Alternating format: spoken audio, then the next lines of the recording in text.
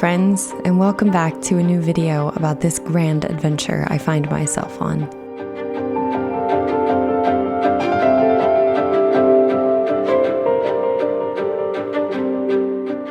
If you're new, a quick version of my story is that I am now on my 9th month of living on the road with my 2 cats. I packed up my entire life, left my dream home in the country behind, and have been traveling around the continent ever since.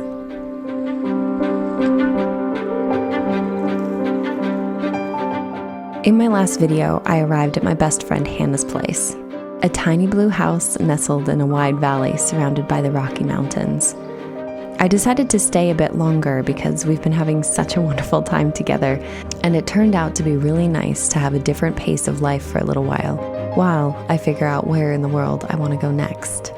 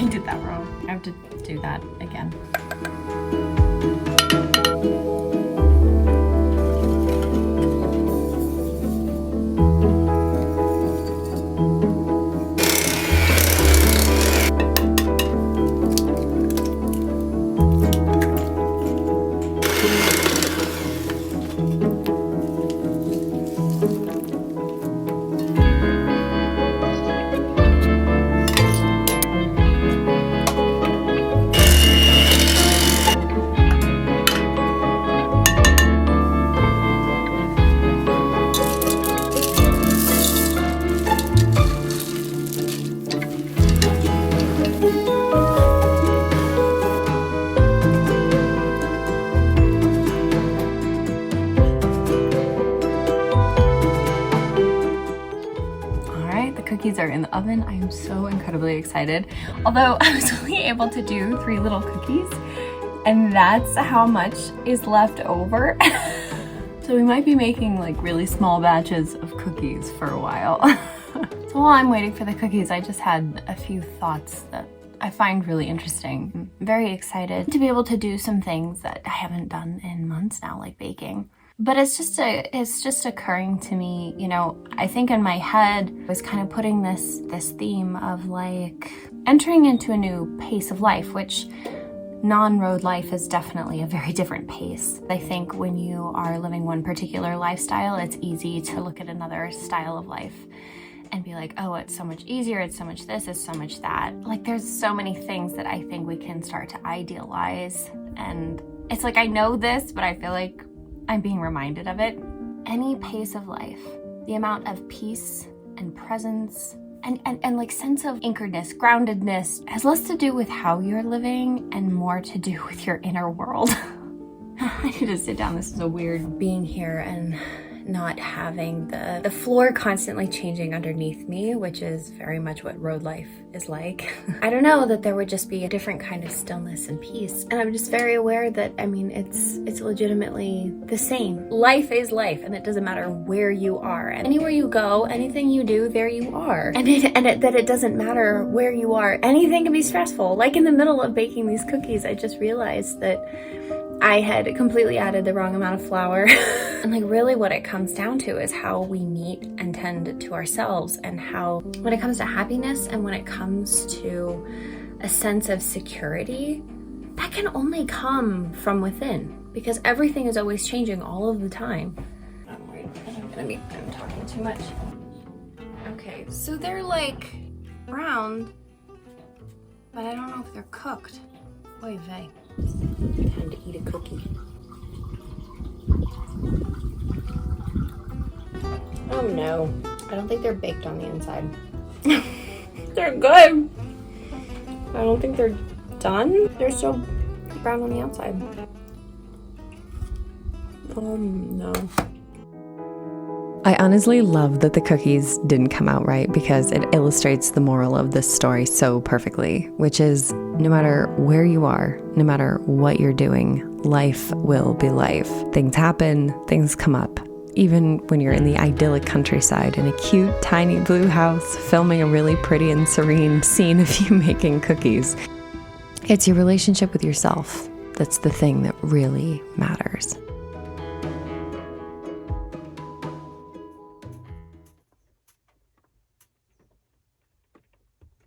Baba. Are you cozy?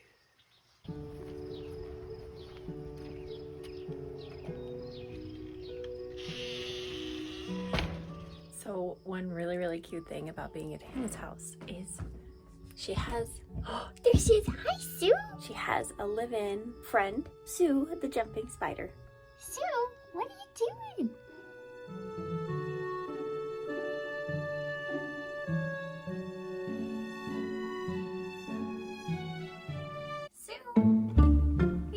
Oh, come on. No, don't go in the sink. No. Well, Sue went in the drain, which is legitimately the worst place for Sue. Hi. Where you going? Why are you so busy? It's really cute because like throughout the day, I will come across Sue. We'll say hi. Oh, there she, Sue, come here. Oh no, she's like, ah.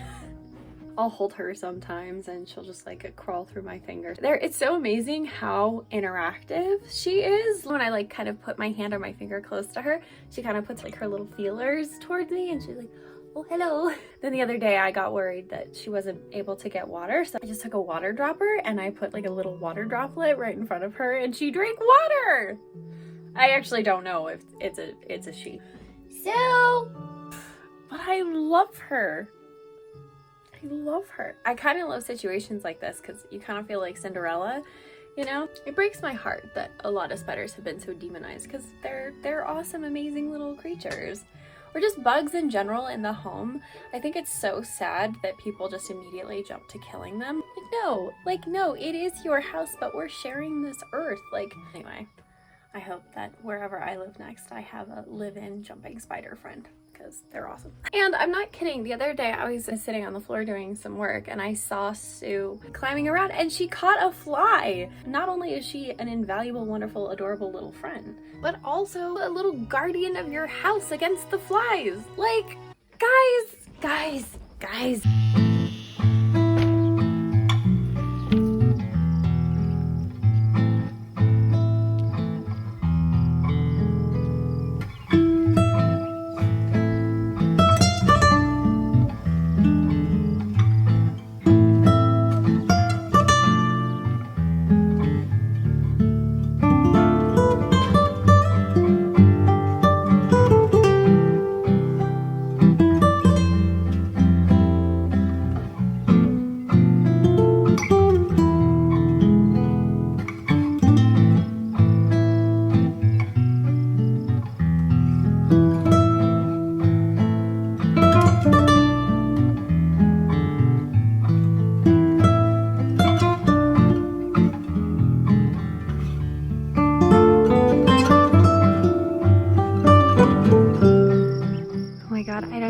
You can see right up here is a massive nest, and there is a mom or a dad bird feeding some babies. This might be a golden eagle.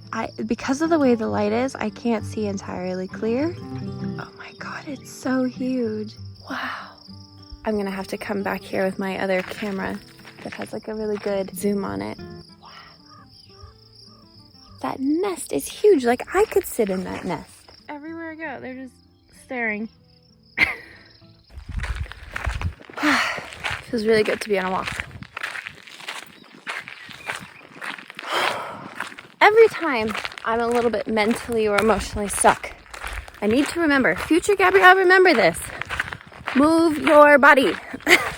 Oh, there's so many amazing things happening in life and a lot of challenge as well. I think that what I realized is I need to spend some time today being with all those emotions, just creating space for whatever needs to come up and through to do so. The other thing I'm realizing is that it's when I don't process things all the way through that I get overwhelmed or I deal with anxiety or even depression. Because all of those states of being are what they call compounded states. They are the product of like a lot of experiences compounding into one and overwhelming the system. Oh, it's so beautiful. Oh, red-winged blackbird. Those are some of my favorite birds. Like, we talk about mental health, but it's not just about the mind, you know, it's so much about the body as well. And to our somatic system, which is our emotional system, our nervous system, the story doesn't matter, which is why sometimes talking about it actually just doesn't help at all, or creating a story about it just doesn't help at all. So some of the techniques that I have learned to work with that, you can look it up, do your own research, is called EFT, Emotional Freedom Technique, which is tapping. And then the other thing is breath work. Very, very helpful because it gets you out of the mind and just in touch with your body. Anyway, oh, thank you, walk.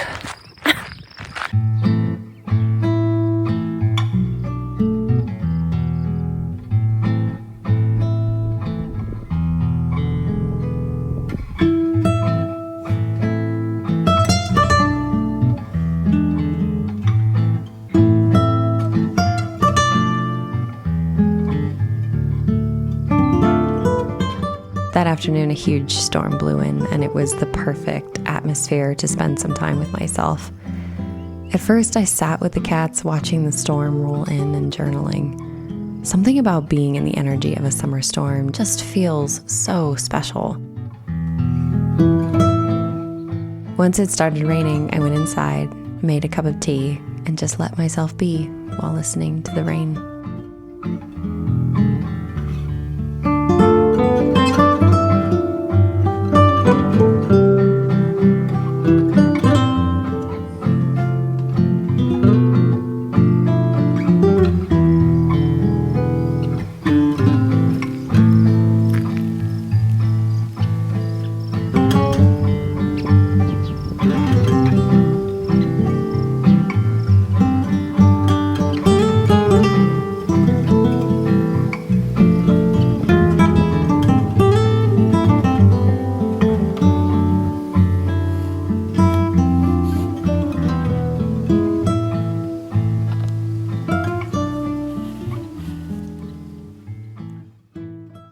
outfit today. I don't even know what happened. I don't know what it is. I don't know who it is. But I just got dressed intuitively, and this was what I wanted to wear today. I don't know. Apparently, this is the vibe. Black skirt, compliments of the free box. I think I got this at a thrift store, and a green hat.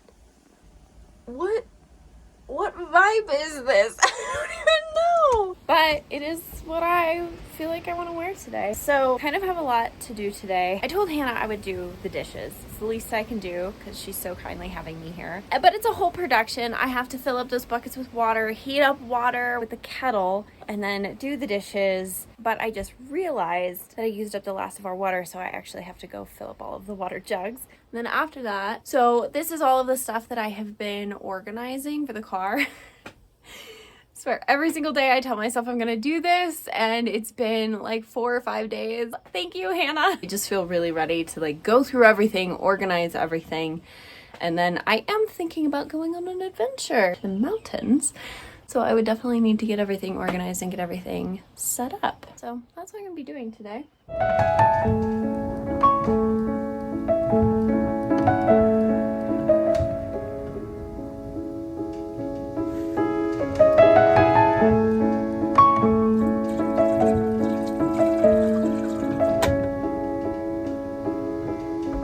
Water going. Then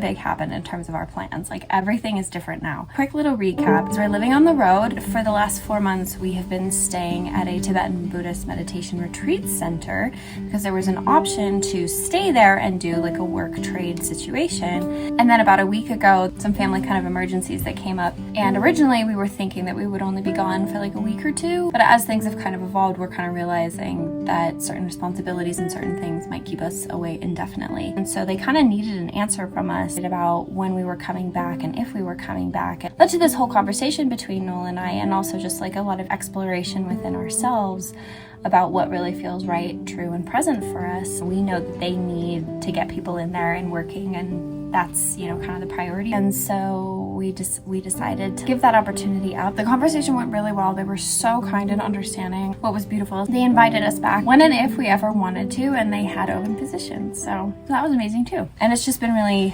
insightful to see how getting space from what we were doing has provided a lot of perspective. And I'm seeing an aspect of how, you know, getting settled in one particular place really, I don't know, it brought up a lot. Like it, you know, I got kind of limited in my thinking. And also this part that I find really, really interesting, which is I started sort of clinging to the idea of being there because it felt really safe and secure and stable. It's the same kinds of thinking that at other parts of my life had like kept me in situations, you know, kept me in a job or kept me in a living situation that weren't actually like what was really present, but it was just comfortable, it was safe and secure, you know. And I don't know why, but since moving back onto the road and being in the car, and then also probably like being able to spend time with one of my favorite people in the world, and just being in a new place and just taking space from that particular dynamic, like I cannot stress how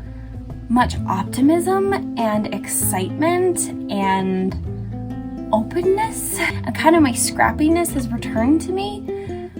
It's kind of amazing. Since telling them like we're not coming back, how much the energy has shifted, not only in terms of our own thinking, like certain possibilities have been coming our way that were completely unexpected, and the possibilities are kind of immense. And so we're considering so many things now, and it's so exciting. Okay, I need to keep making my sandwich. But I feel like the lesson that I'm really, really getting from this experience is it's about the things that we entertain because we're looking for safety and security, how that detracts from us in so many different subtle and also not so subtle ways. And what I mean is, like, you're continuing to entertain a situation that's not really working for you, but it's safe, it's secure, and so it's like you don't necessarily like let yourself explore other things, or you talk yourself out of looking at other opportunities, or you just kind of are like, well, this is the thing and this is what we're doing, you know, whatever. And then maybe comes a point where you realize like, oh, this is actually really not serving me, but you're afraid to let it go because you're facing this huge unknown. That is an amazing tomato. Always salt your tomatoes. But a few different things. Number one, how much it takes you out of the present. And number two, how it actually sucks energy, whether it's mental capacity, emotional capacity, or just energetic capacity, or just like where your energy is flowing from exploring the possibilities of what you do actually want. And this is the last thing I'll say. This is one of the reasons I love this lifestyle. Having the ground underneath us constantly shifting is creating this dynamic, this invitation for us to not rely on external circumstances and not rely on ways of thinking that are based in safety and security, but what's actually like right and true, and leaning into the unknown and leaning into the infinite possibility. And not easy though. Not easy at all. But there's something about the more that we lean into alignment that makes the unknown and makes the fear seem so much less powerful, because it's like we are rising right behind us with our hands at our back and our full presence, like, you've got this, I'm here. And more than anything, with this confidence of like, we can figure this out. It's so good. It's so good. It's so delicious. Oh no. Anyway, I'm gonna finish making my sandwich. Kind of a weird sandwich. After all that, this is kind of a weird sandwich. Whatever, it's food.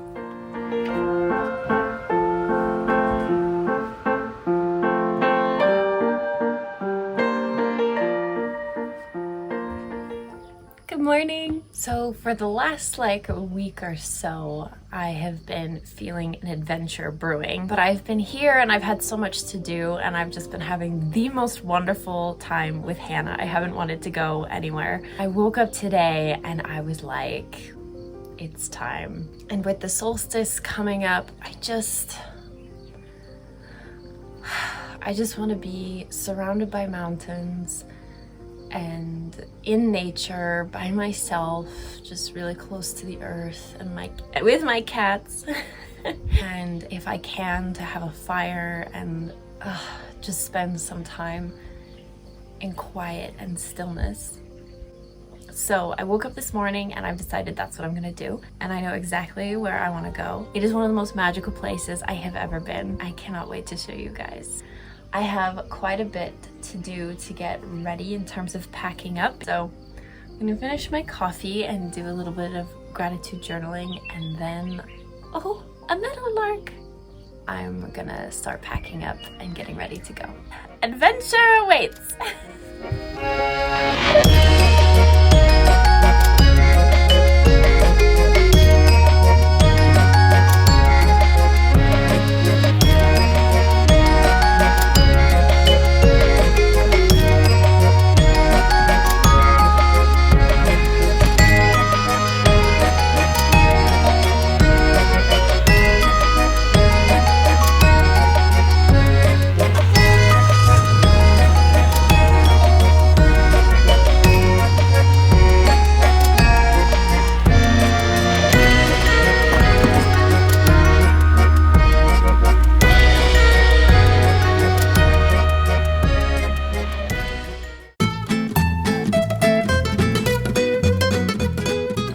There's a small rodent up ahead in the road, and a live one.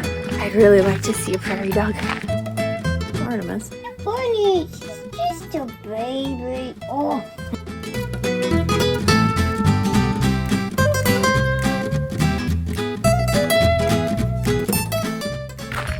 Oh, I smell skunk. Oh no.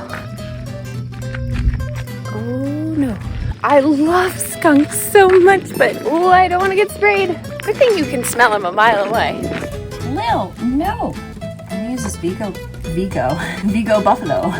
buffalo sauce. since we've been. It's a sandwich, Lil. Want to sniff? Does anybody else do this? Lil always comes up to me when I'm eating, and I always let her sniff whenever I'm eating. I don't even necessarily give her any. I'm just like, yeah, you're part of this experience too. Yes, you boys, you big. Ready, Hannah? I'll be here mid-fist pump. Oh my god, everywhere I go, the cows are just staring at me. You're so magic. I love you so much. Once again, I don't know what this outfit is. Oh, no! Where'd it go? I looked down and there was a little ladybug and I was like, oh, I have been chosen. Chosen by the ladybugs. Oh shoot, there we go. I took another, no, not a popped collar. What is happening? All right, moment of truth. Vegan buffalo sauce sandwich.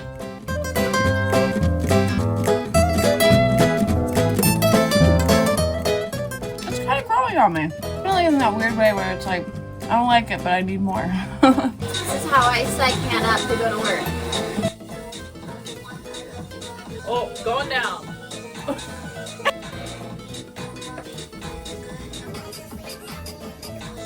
And Hannah can attest, I'm normally like this. It's not just because the camera's on.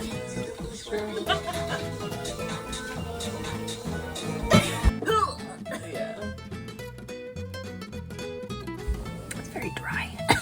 Oh, I know this is such a tangent, but I never told you guys all of the birds that were around here. It's just making me think of that meme that's like, bird watching really just sneaks up on you as you get older in life. Like one day you just see a bird and you're like, I'll be darned, that's a yellow-rumped warbler. That is exactly. So I've been using this new app called the Merlin app. Not sponsored or anything, but it is legitimately one of my favorite things in the world. Noel and I are so into birds. But anyway, I have to tell you what kind of birds are here.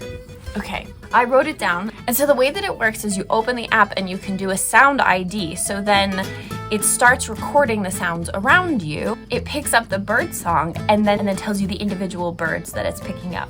So just in this one area, we had gray catbird, American kestrel, house finch, Gambel's quail, western wood pewee, lesser goldfinch, American robin, red-winged blackbird, western kingbird, Wilson's snipe, Eurasian tree sparrow, western meadowlark, house sparrow, killdeer, red-tailed hawk, American goldfinch, European starling, Eurasian collared dove, Bullock's oriole, Bullock's oriole, Say's phoebe, brown-headed cowbird. Isn't that amazing? And just the most wonderful thing ever. Like just knowing the animals and the plants and the all of the nature things that are around me. It's just, oh, it makes me so happy.